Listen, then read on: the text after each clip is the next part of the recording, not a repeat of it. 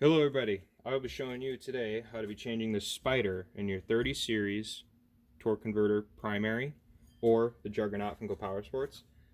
The spyder is this is the new stainless steel one that they've come out with.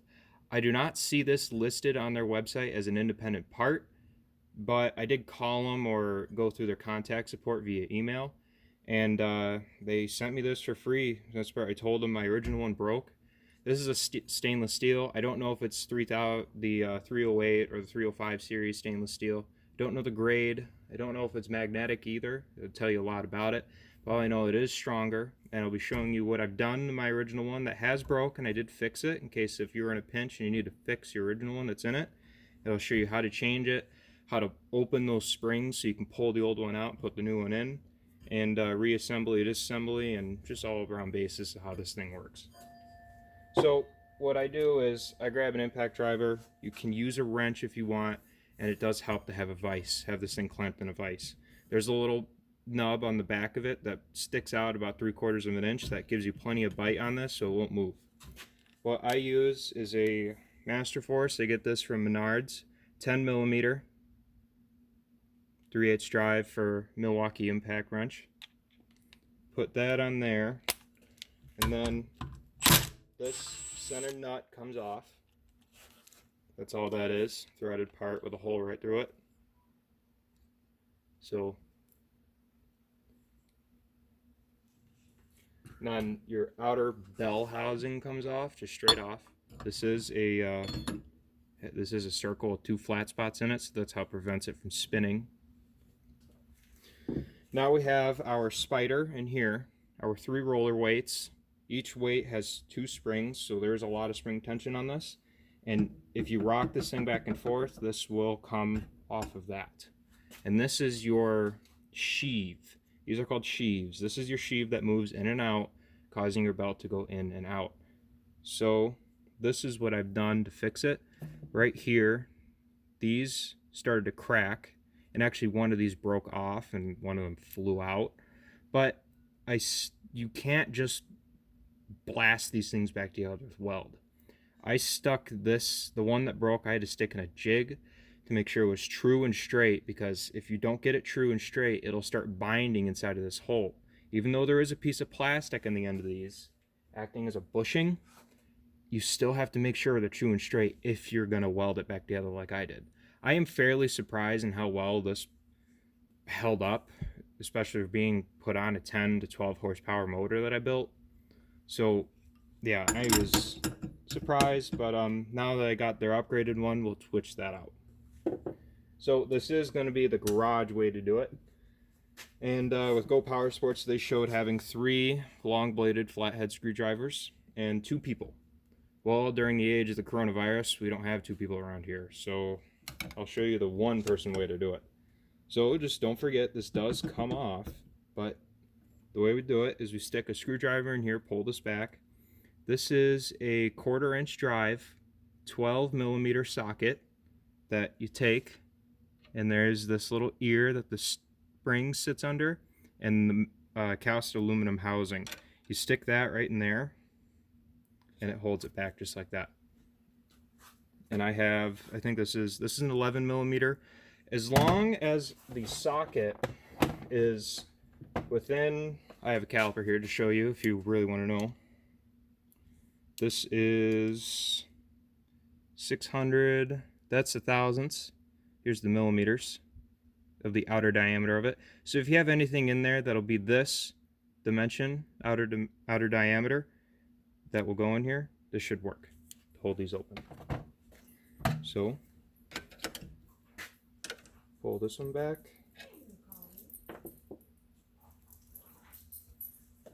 Pull that one back, put that in there. Pull this one back, put that in there. Now, as you can see, that just dropped out because we just undid all of the spring tension on it.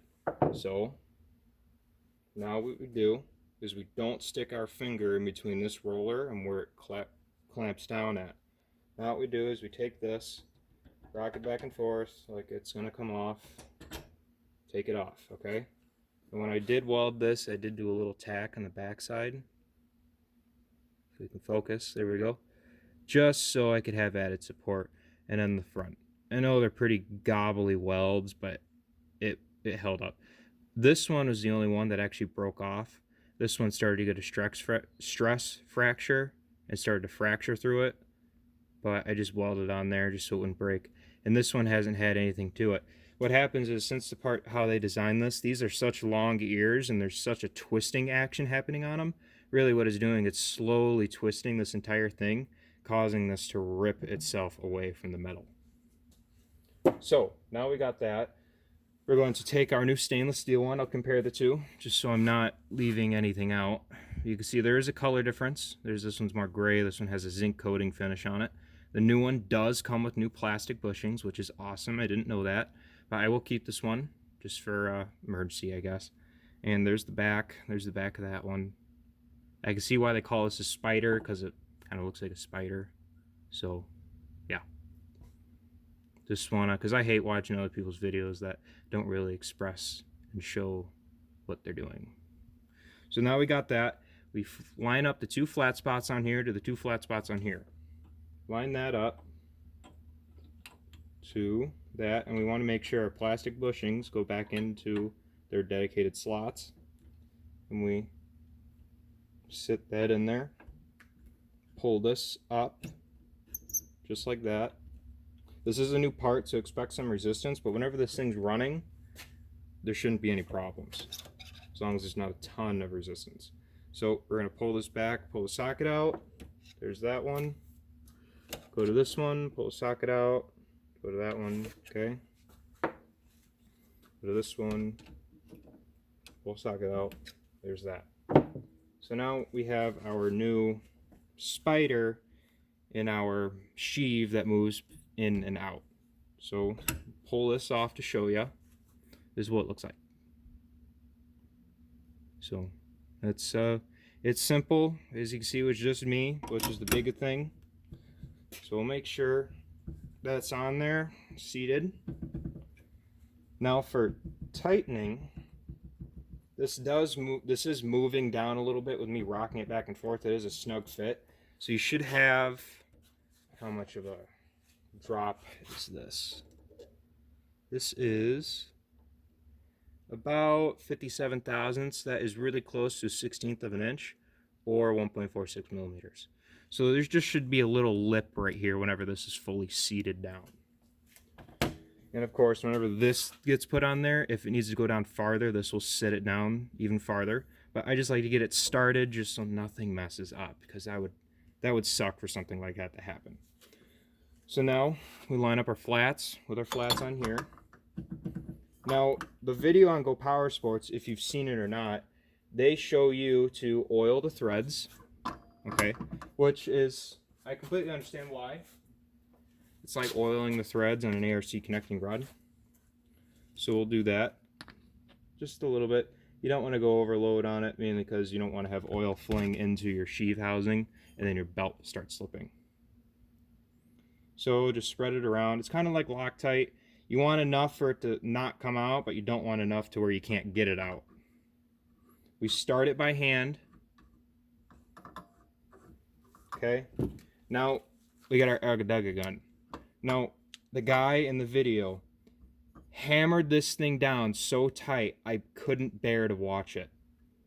So you don't even want to do 1 or 2 Juggernaut, okay? Just don't hammer down on this thing. And he also did show clean the inside of this bell housing, which it's just dirt. Grab a compressed air gun and blow through these holes. I do it all the time. It's perfectly fine. So we'll start it. Make sure that's seated. Go slow. Don't need to go fast. Okay, as we see, it stopped. Okay, that moved a little bit. There you go. That's all it needs. The reason why is because when that bolt goes through here and links into the crankshaft, that's what's stopping this nut from coming back out, is the bolt holding this entire assembling onto the engine. So why do you need to hammer down on something that tight? Because when I first got this thing and I wanted to know how it worked, first thing I did was take it apart. And when I went to go take it apart, I had to put a 4 amp hour battery in my impact wrench just to get more power, and I had to grab my pneumatic wrench to get this thing off. They put so much red Loctite on it. It was unbelievable. But yeah, I'm droning on and on. 10-minute video. That's how you change the spyder in the Go Power Sports Juggernaut from this to the new stainless steel one. Thanks a lot. Hope this helped.